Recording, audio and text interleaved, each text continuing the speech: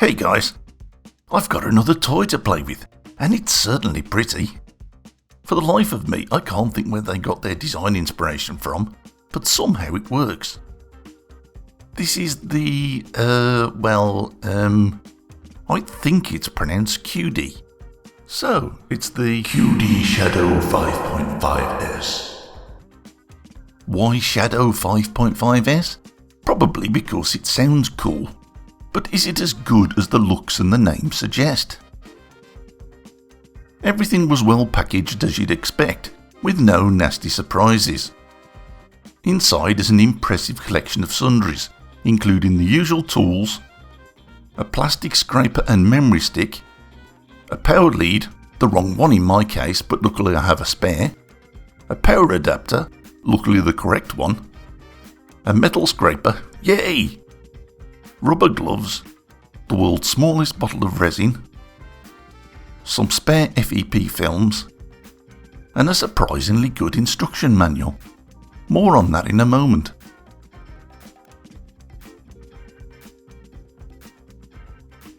With the printer stripped down bearing all its natural glory, the internal packaging was removed to reveal an undamaged 2K screen, and our first peek at this glorious golden goodness. Whether it's the Stark Industries influence or not, for me this printer oozed an air of quality. I'm tempted to say, if it's coloured gold on this machine, then it's made of solid metal. Not plastic, but real Iron Man bling. It just feels substantial and dependable. Setting up the QD is delightfully simple, thanks to the best instruction manual I think I've seen in years. Now, I'm a typical man who stupidly thinks instruction manuals are just makeshift beer mats, but this one screams out to be read. It's not a flimsy pamphlet, it's practically a book. Rigid cardboard covers, thick glossy colour pages, and easy to read instructions. Okay, the English isn't brilliant, but it is understandable. Honestly, the only thing that could make this feel more luxurious is a leather binding. And if you've never had a resin printer before, this instruction manual is exactly what you want. It actually tells you the things you need to know about, including printer settings and splicer software tips. There's also a good troubleshooting section. Even more incredibly, the memory stick contains video demonstrations. In absolute honesty, most companies could learn something from this example. The power sensibly goes into the back, where the power switch is stupidly located. There are times when I take great pleasure in groping around the back of things, but printing is not amongst them. The USB port is conveniently on the side, but not the power switch, tut tut. With power on, the screen is illuminated. It's small in size, and the QD has failed where the Photon S succeeded. The screen text is annoyingly small. Photon has proved that a good menu design means a small screen isn't a drawback, but with the QD, it's nose against the screen time for my poor eyes.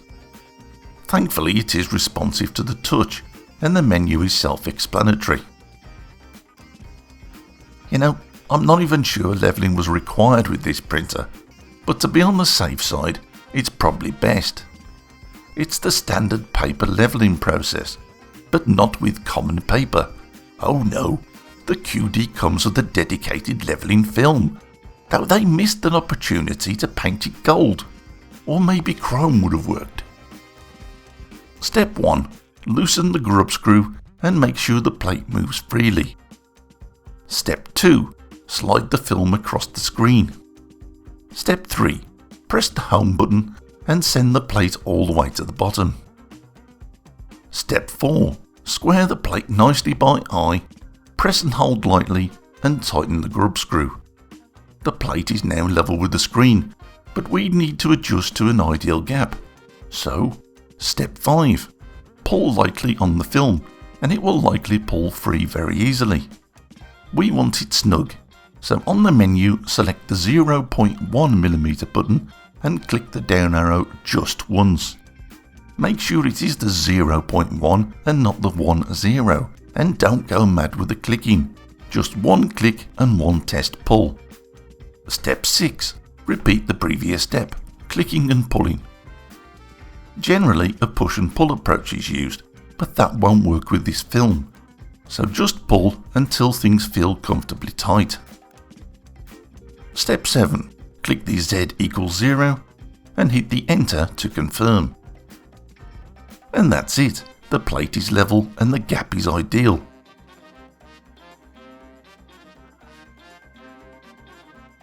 Resin gets shaken and poured into around the third of the height. The QD, like everyone else it seems, has failed to add a simple level marker. So don't overfill or you'll end up with sticky resin covering everything. There's a piggy test print contained on the memory stick, so I gave this a bash. Printing was a quiet affair and odourless, thanks to the QD resin and these twin carbon air filters. The print was a complete success, without issues, and it looks pretty good to me. So I decided to do the Amerilabs Town test print. The QD uses G2 box as its slicer, and if you download the latest version, the standard settings for the QD printer seem to work just fine. The test print is nice and crisp. I did have the anti-aliasing turned up fully, so I think I may have lost some detail, but straight out of the box it's a very good print. A little tweaking with the settings could see even better results. I've had several bashes with this printer over the past week, and I have to say, so far I have not had a single failure. Every print has stuck firmly to the plate and printed crisply. I can't say the same for the Elegoo Mars or the Photon S. I'm not claiming it's perfect, it's much too soon to say something like that, but the reliability has impressed me. So I loaded up the plate, and it still wasn't phased.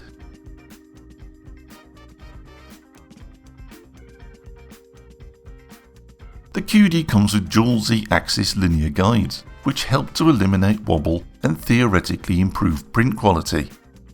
It has a 2K LCD screen, which claims faster, more accurate curing. It also has 2 air filters which help reduce those nasty resin nifs. It boasts a suggested layer height of just 0.01mm onwards and pitches itself squarely at the dental and jewellery trades. Its similarity to the Photon S just can't go unnoticed. Some of the parts are even interchangeable. But where the Photon has a rigid upper case, the QD has a lift-off lid. Some folks hate these, but I love them. I like to get my hands on all the fun bits, so the unrestricted access is a major bonus for me. It's not fast. Those linear guides may slow things down, or perhaps it's deliberately slowed to maximise the print quality. But for speed, it could never catch the Elegoo Mars. So what are my thoughts on the QIDI Shadow 5.5S? Well, I love it for some reason. Its price is a little high, more than the Elegoo Mars and in the same league as the Photon S, but currently without the same sort of following that those two printers have. It's quiet in use, almost decisive and confident. Its styling is pleasing to my eye, and it certainly appears to be robust in nature, giving off an air of quality with printing abilities to match. Yes, the power switch is poorly placed in my mind, and the screen text could be larger, but at the time of this review it had a 5-star rating on GearBest, and it's hard to find fault with that. Just a few months ago I was brand new to resin printing, and in an ideal world this would have been my first printer, as the instruction manual and videos that come as standard take all the guesswork away, making it an ideal choice for the resin printer virgin. But it's still a machine with the ability to please the seasoned enthusiast or the demanding professional. Quite honestly, if it has a fault, I haven't come across it yet. It's a genuine pleasure to own. This machine came to me via GearBest, and if you want more details, there's a link in the description that will take you straight there. If you've got any comments or questions, please drop me a line below.